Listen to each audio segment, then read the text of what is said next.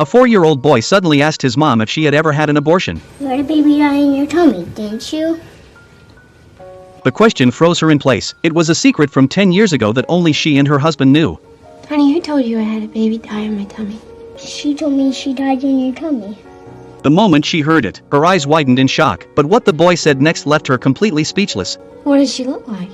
Like Cassie, but a little smaller, and hair like yours. In heaven, this little girl came up to me, and she wouldn't stop hugging me.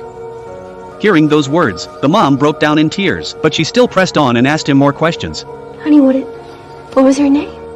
She didn't have a name. You guys didn't name her.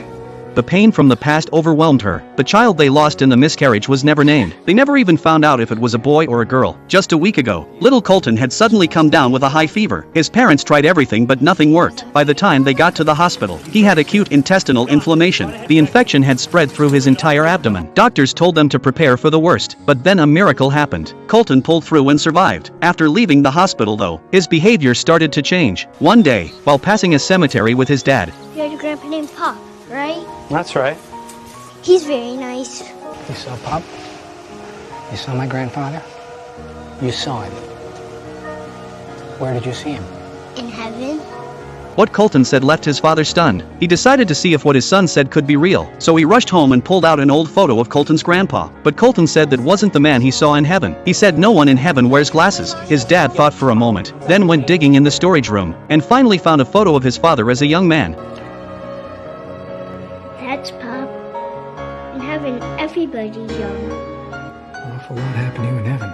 It was amazing.